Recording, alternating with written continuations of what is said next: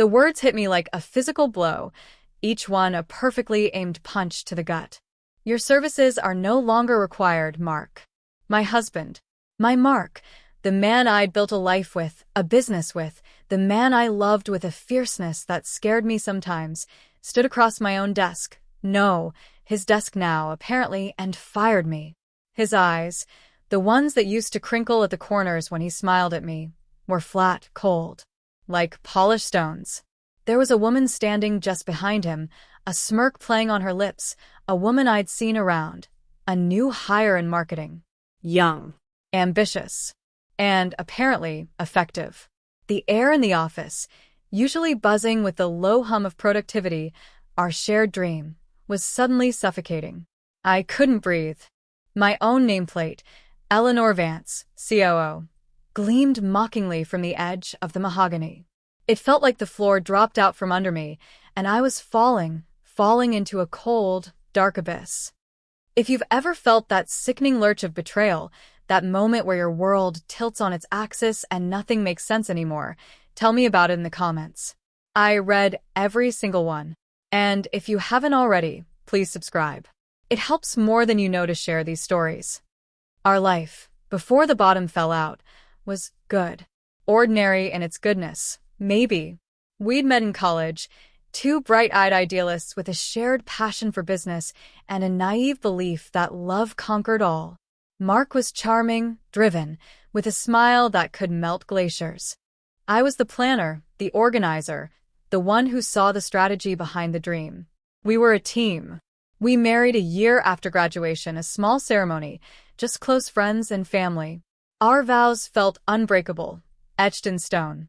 To build a life, a legacy, together, he'd whispered, his eyes shining with sincerity. Or what I believed was sincerity. We poured everything into Innovate Solutions, our tech startup. Late nights fueled by cheap coffee and takeout, early mornings strategizing over spreadsheets that blurred before our eyes. Our apartment was more of a crash pad than a home, cluttered with business plans and prototypes. We sacrificed. We put off starting a family, telling ourselves, just one more year. Just until the company is stable, the company became our baby, our all-consuming child. And it grew. Slowly at first, then with a momentum that surprised even us. We hired staff, moved into a proper office, became a name in the industry. Mark was the face, the charismatic CEO. I was the COO, the engine room, making sure everything ran smoothly, efficiently, profitably. I loved my job. I loved the challenge, the thrill of building something from nothing. I loved working alongside Mark, seeing that spark in his eyes when we landed a big client, the shared glance of triumph across a boardroom. That was our language. For 15 years, this was our rhythm, our life. We had a beautiful house now, the kind we used to point at in magazines. We took a vacation once a year, always somewhere a little too connected, a little too easy to check emails from. But we were happy, or so I thought. I was content in our carefully constructed world, proud of what we'd achieved. The desire for a family hadn't faded, but it had been deferred. Always deferred for the sake of Innovate Solutions. Next year, Mark would say, squeezing my hand. Next year, when we're truly secure, and I believed him. Why wouldn't I? He was my Mark. The first crack, the one I dismissed as stress, appeared about 6 months ago. Mark started staying later at the office. Big project, you know how it is, he'd say, waving a dismissive hand when I'd offer to stay and help. He became more distant. Not cold, not yet, but preoccupied. Our easy dinner conversations, usually a rehash of the day and plans for the future, became stilted. He'd be on his phone more, a small, secretive smile playing on his lips as he texted. Just a new client, a bit needy, he'd explain, never meeting my eye. I'm not a fool, but I am, or was, a trusting wife. I chalked it up to the pressures of being CEO. The weight of responsibility. I tried to be more supportive, more understanding. I suggested a weekend away, just the two of us. He was too busy. Then came the new hire in marketing, Chloe. Young, barely out of college, with a portfolio that was, I had to admit, impressive if a little flashy. Mark had been the one to champion her, pushing her through HR with unusual enthusiasm. "She's a go-getter, Elle. Just what we need to shake things up," he'd said. I didn't think we needed shaking up. We were doing well. Very well. But I deferred to his judgment as CEO. Chloe was a lot. Always laughing too loudly, her perfume cloying in the hallways, always finding a reason to be in Mark's office, door slightly ajar. I'd walk by and see her perched on the edge of his desk, him leaning back in his chair, smiling that charming smile I knew so well. A knot would tighten in my stomach, a cold premonition I'd quickly push away. Jealousy? No. I wasn't the jealous type. It was a sense of something shifting, something unstable under my feet. The late nights became more frequent. The secretive smiles deepened. He started taking calls outside, his voice low and urgent. "Just suppliers, Elle, you know how they can be." He'd lie so smoothly, so easily. The casual touches between us, the hand on my back as we passed in the hallway, the brush of his lips on my temple in the morning, they dwindled. Then they stopped. The bed felt vast, a cold ocean between us. I'd lie awake, staring at the ceiling, listening to his even breathing, wondering where my Mark had gone. I tried talking to him, really talking. "Mark, is everything okay? With us? With the company?" He'd look at me, a flicker of something unreadable in his eyes, annoyance? Guilt? Before schooling his features into a mask of reassurance. "Everything's fine, Elle. You're worrying too much."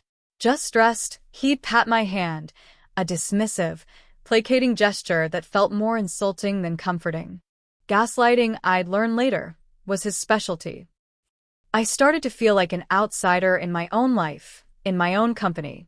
Decisions were being made without my input, meetings I should have been in were happening behind closed doors. Chloe was always there, a shadow at Mark's side. Her ascent was meteoric. From junior marketing associate to, well, it wasn't clear what her title was, but her influence was undeniable. She'd offer opinions on operations, on strategy, areas far outside her purview, and Mark would listen, nodding thoughtfully. My carefully crafted systems were being questioned, dismantled, often on her whim. When I pushed back, citing data, experience, logic, Mark would look at me with that same flat expression. "We need fresh perspectives, Eleanor. Don't be so resistant to change, Eleanor." He only ever called me Eleanor when he was trying to create distance, to assert authority. My stomach would churn. The whispers started. I'd catch them sometimes, colleagues falling silent as I approached, sympathetic glances I couldn't quite decipher. The pity in their eyes was the worst. It made me feel small, foolish. I tried to ignore it, to hold my head high, to focus on my work. But the work itself was becoming a battlefield. My projects were deprioritized, my team members reassigned. Chloe, meanwhile, was given a prime office, new furniture, a budget that dwarfed mine. It was a systematic erosion of my position, my authority. And it was all orchestrated by Mark, my husband. I started to dig, not because I wanted to find anything, God no, but because the alternative, the not knowing, the slow, suffocating uncertainty, was worse. Late one night, after Mark had mumbled something about a networking dinner and left, I accessed the company's server.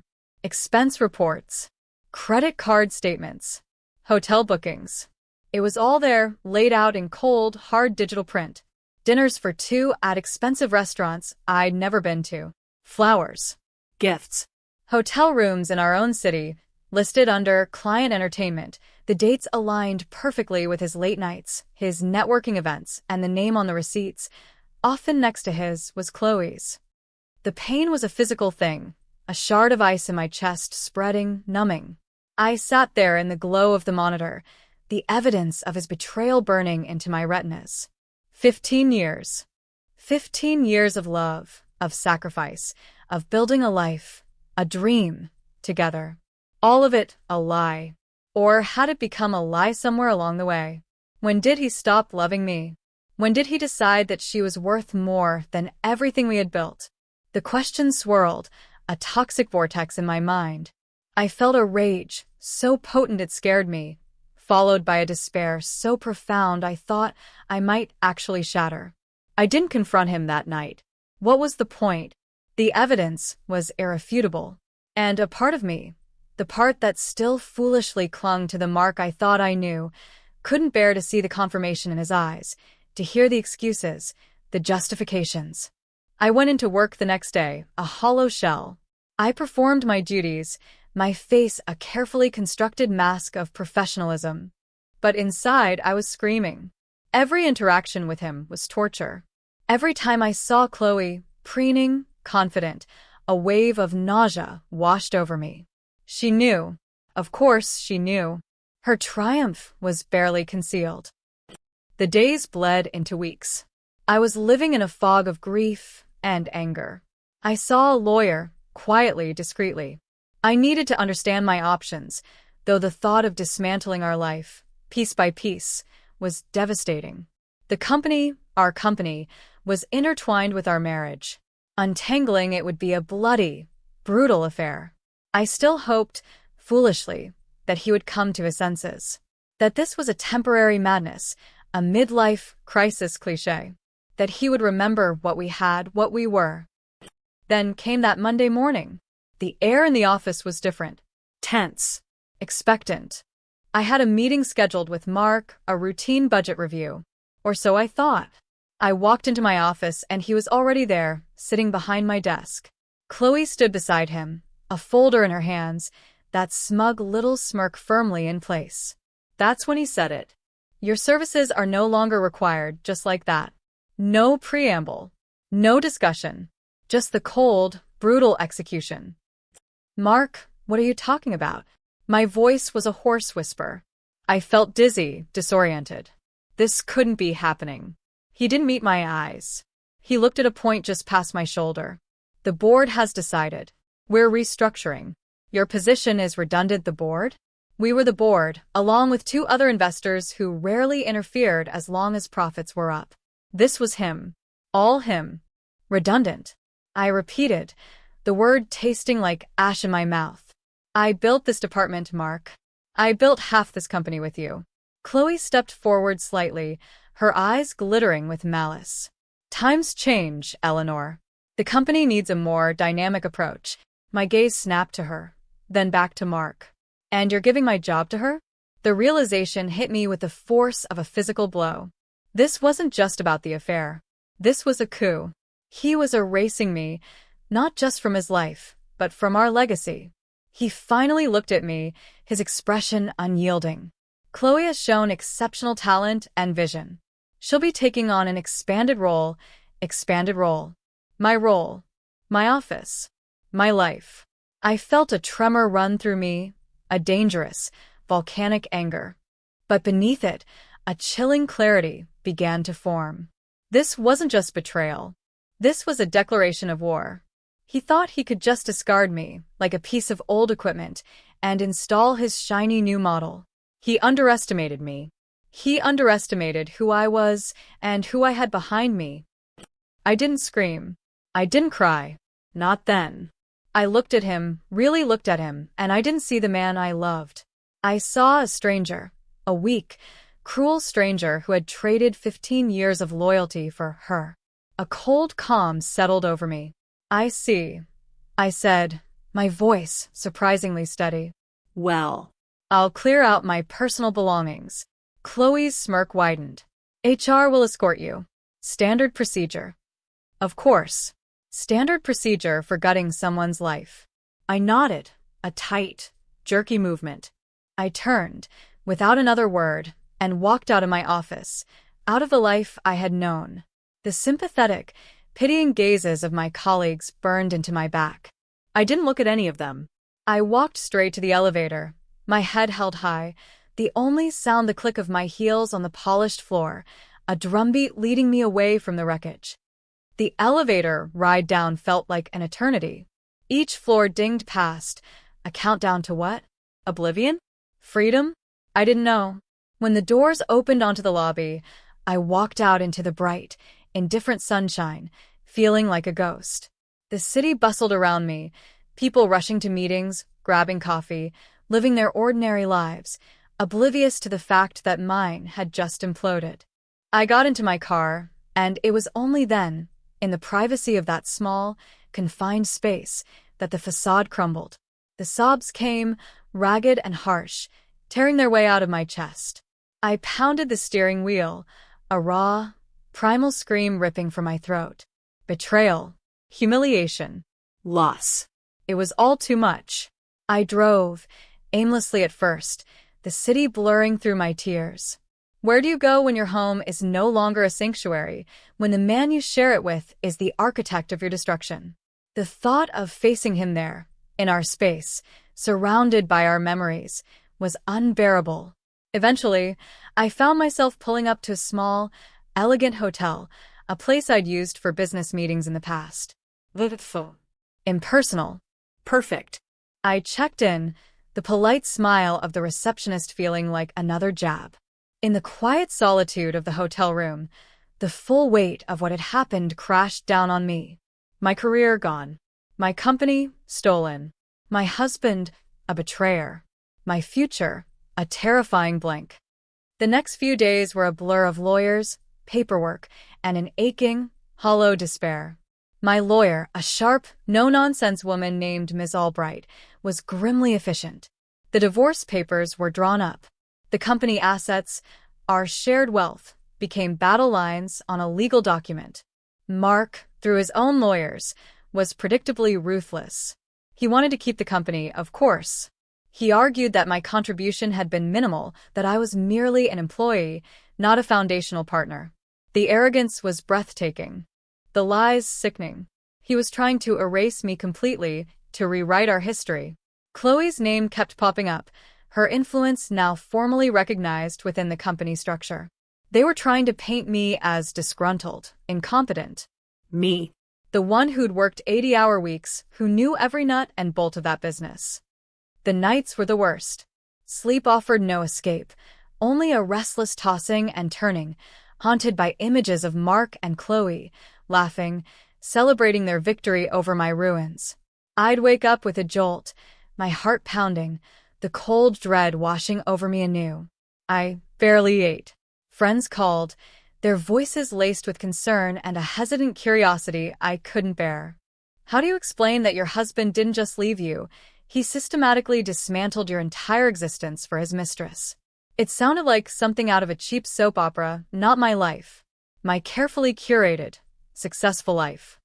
I felt myself shrinking, disappearing. The confident, capable woman I had been was fading, replaced by a ghost haunted by betrayal. The humiliation was a constant companion, the thought of Chloe sitting at my desk, in my chair, making decisions about the company I had poured my soul into. It was a daily, hourly, minutely torment. All seemed lost. He had the company. He had her. He had, it seemed, won. The legal battle would be protracted, messy, and expensive. He was counting on me to break, to give up, to settle for scraps just to make the pain stop. And there were moments, dark, despairing moments in the dead of night, when I almost did. When the fight seemed too hard, the humiliation too great. Then something shifted. It wasn't a lightning bolt, no sudden epiphany. It was a slow burn, a tiny ember of defiance deep within me that refused to be extinguished. Maybe it was the sheer injustice of it all. Maybe it was the memory of the woman I used to be, the one who built things, who fought for what she believed in. Or maybe it was just the simple, stark realization that if I let him win this, if I let him crush me, then he truly would have taken everything. I looked at my reflection in the hotel mirror. Pale, drawn, eyes shadowed with exhaustion and grief. But behind the pain, there was a flicker, a spark. Enough. I thought about my father. Dad was old school, a self-made man, built an empire from the ground up in a completely different industry, construction, solid, tangible things. He'd always been quietly proud of what Mark and I had achieved with Innovate Solutions, though he never fully understood the tech world. He valued loyalty, hard work, integrity, all the things Mark had so casually discarded. He and Mom had been married for 45 years, a testament to enduring love and partnership. He knew what real commitment looked like. I hadn't told him the full extent of the nightmare yet. Just that Mark and I were having problems. I'd been too ashamed, too broken. But now I needed him. Not just for comfort, but for something more. A lifeline. Maybe even an arsenal. I picked up the phone. My hand was shaking, but my voice, when I spoke, was surprisingly firm. Dad? It's Elle. I need to talk to you. About Mark. About everything. He listened. He listened for over an hour as I poured out the whole sordid story. The affair, the betrayal, the firing, the humiliation, Mark's attempts to strip me of my stake in the company. I cried, I raved, I confessed my despair. And he just listened, his silence a comforting presence on the other end of a line. When I finally finished, emotionally wrung out, there was a long pause. I could almost hear the gears turning in his shrewd, business-savvy mind. Then he spoke, his voice calm, but with an undercurrent of cold fury that I knew well. It was the voice he used when someone tried to cheat him on a deal or when a contractor cut corners. It was the voice that meant business. Eleanor, he said, his tone leaving no room for argument, this is not just an injustice. This is an insult. To you, to our family, to everything we stand for. He thinks he can just throw you away? After 15 years? He thinks he can steal what you built together. Another pause. No. I don't think so. A plan began to form, not out of a desire for petty revenge, though I won't lie, the thought of seeing Mark's face when his world came crashing down was immensely satisfying. No, this was about justice. It was about reclaiming what was mine, not just the financial stake, but my dignity, my self-respect. It was about showing Mark and Chloe and the entire world that I was not a victim to be pitted, but a force to be reckoned with. Dad, it turned out, had been more than just a casual observer of Innovate Solutions. He'd seen its potential, its solid fundamentals beneath the tech loss. He'd even, over the years, discreetly bought up shares held by some of the early, smaller investors who were looking to cash out. He owned a not insignificant minority stake. Something Mark, in his arrogance, had either forgotten or dismissed as unimportant. He's over-leveraged, isn't he? Dad asked, his voice sharp. He's expanded too fast, taken on debt to fund Chloe's little vanity projects. I thought about the recent financials, the ones Mark had tried to keep me from seeing. The aggressive expansion, the flashy new marketing campaigns Chloe had championed, the ones with questionable ROI. Yes, I said slowly. I think he is.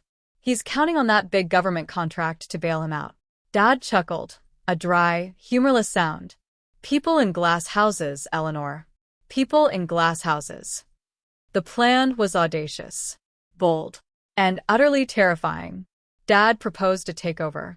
Not a hostile one, not initially. He would make Mark an offer he couldn't refuse, an offer to buy out his controlling interest, leveraging the company's debt and his own significant financial clout. He would frame it as a strategic acquisition by his larger, more stable conglomerate. A way to inject capital, to secure its future. If Mark refused, well, Dad had other, more aggressive strategies up his sleeve. Shareholder lawsuits, mobilizing other minority investors. He was a master tactician in the boardroom. Are you sure, Dad? I asked, a tremor of fear and excitement running through me. This was huge. This would change everything. Eleanor, he said, his voice firm. He declared war when he fired you, when he tried to strip you of your legacy. It's time we showed him what a real battle looks like. Besides, he added, a hint of that rare, gruff affection in his voice, Innovate Solutions is a good company. Or it was before he started running it into the ground with his distractions. It's worth saving. And it's worth more with you involved in its future, not him. My future. The words resonated deep within me. For the first time in weeks, I felt a flicker of hope, a sense of purpose. This wasn't just about tearing Mark down. It was about building something new, something better, from the ashes of the old. It was about me finally taking control. The next few weeks were a whirlwind of clandestine meetings, financial analyses, and strategic planning. I worked closely with Dad's team, my knowledge of Innovate Solutions' inner workings proving invaluable. I knew where the skeletons were buried, where the pressure points lay. It was exhausting, demanding work, but it was also exhilarating. The fog of despair began to lift, replaced by a cold, clear focus. I was no longer the grieving wife, the discarded employee. I was a strategist, a warrior preparing for battle. Ms. Albright, my divorce lawyer, was brought into the loop, her sharp legal mind helping to coordinate our efforts. The divorce proceedings were put on a temporary hold, a tactical pause. Why fight for scraps when you could take the whole damn castle? Mark, oblivious, continued his reign of arrogant incompetence. He was too busy playing CEO, too enamored with Chloe and her sycophantic praise, to notice the storm gathering on the horizon. He'd call sometimes, his voice laced with false concern, asking about the divorce settlement, urging me to be reasonable. Don't drag this out, Elle. He'd say, his tone patronizing. It's better for both of us if we just move on. I'd listen, my voice carefully neutral, giving nothing away. Move on. Oh, I was planning to move on, all right. Just not in the way he imagined. The day Dad's official offer landed on Mark's desk, I was with my father in his office, a sleek, minimalist space high above the city. We had a direct line to one of Dad's key financial advisors who had contacts within Innovate Solutions. The news came quickly. Mark was apparently stunned, then furious, then panicked. The offer was generous, far more than the company was currently worth, given its recent mismanagement and debt load. But it came with conditions. A quick decision, full transparency, and implicitly his exit. He tried to fight it, of course. He called emergency board meetings, tried to rally support, made desperate calls to banks looking for alternative financing. But Dad had laid the groundwork too well. The other major investors, already nervous about Mark's erratic leadership and Chloe's undue influence, saw Dad's offer as a golden parachute, a chance to exit with a healthy profit before Mark drove the company completely into the ground. The pressure mounted. His options dwindled. Checkmate was approaching. The day of the final board meeting, the one where the acquisition would be officially announced, I felt a strange mixture of trepidation and grim satisfaction. I wasn't there physically. Dad insisted it was better that way. More professional. Less personal. But I was there in spirit, imagining the scene. Mark, cornered, his bravado stripped away, facing the inevitable. Chloe, her smug confidence hopefully cracking. The call came late in the afternoon. Dad's voice was calm, matter-of-fact. It's done, Eleanor. We own Innovate Solutions. A wave of emotion washed over me, so intense it left me breathless. Relief. Vindication. A touch of sadness for what was lost, for the man Mark used to be, or who I thought he was. But mostly, a quiet, steely triumph. What was his reaction? I asked, my voice barely a whisper. Dad chuckled. Let's just say he didn't take it well. There was a lot of blustering, a lot of threats, but in the end, he had no choice. He signed. And Chloe? I almost didn't dare to ask. Ah, yes. Miss Sterling, Dad said, a note of dry amusement in his voice.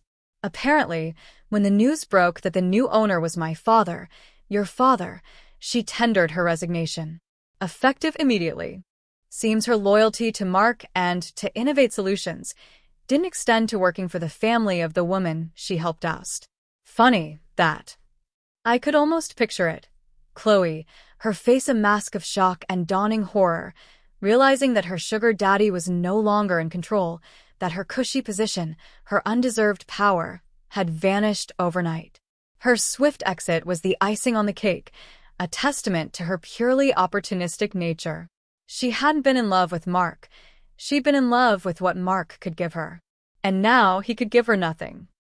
The news spread through Innovate Solutions like wildfire. My father, a titan of industry, was the new owner. And I, Eleanor Vance, the discarded COO, was his daughter. The whispers that had once been tinged with pity for me now likely held a different tone. Shock, awe, perhaps a little fear for those who had eagerly participated in my ousting. Mark was out. stripped of his CEO title, his company, his mistress. He was left with the shares he'd been forced to sell. A considerable sum, yes, but a pittance compared to the empire he'd lost, the reputation he'd shattered. And he was left with the ashes of our marriage, a divorce that would now proceed on very different terms. I no longer needed to fight for my share of the company. My family owned the whole damn thing. The following Monday, I walked back into the offices of Innovate Solutions. Not as COO, not yet, but as the owner's daughter, there to oversee the transition, to work with my father's team to stabilize the company and chart its new course. The silence that fell as I stepped out of the elevator was profound. People stared, their faces a mixture of astonishment and apprehension. I saw a few of the colleagues who had been quick to align themselves with Mark and Chloe avert their gazes, suddenly very busy with imaginary tasks. I walked past my old office, Chloe's hastily abandoned belongings already boxed up by HR. The nameplate, Eleanor Vance, COO, was gone, but it didn't matter. My presence was statement enough. Mark wasn't there. He'd been given a week to clear his personal effects under supervision. I didn't see him. I didn't need to. His defeat was total, absolute. He had tried to take everything from me, and in doing so, had lost everything himself. It wasn't just karma. It was the direct consequence of his arrogance, his cruelty, his profound underestimation of the woman he had betrayed. He thought he was playing checkers, while my father and I were playing chess. The aftermath was complex. There was a quiet satisfaction, a sense of justice served, cold and clear. Seeing the company stabilize under competent, ethical leadership, my father's appointed interim CEO was a seasoned professional, was immensely gratifying. The fear and uncertainty that had plagued the employees under Mark's erratic reign began to dissipate, replaced by a tentative hope. Many of my old team members, the loyal ones who had been marginalized, reached out, their relief palpable. That felt good. Truly good. But the victory was bittersweet. The man I had loved for 15 years was gone, replaced by a bitter, defeated stranger. The divorce was finalized quickly, efficiently. He didn't fight. He had no fight left in him. He took his payout and disappeared, licking his wounds, I imagine, in some expensive but ultimately empty exile. I heard, through the grapevine, that Chloe hadn't stuck around. Shocker. She was last seen trying to network her way into another company, another unsuspecting CEO's orbit. Some people never learn. Or perhaps they learn only one way to operate.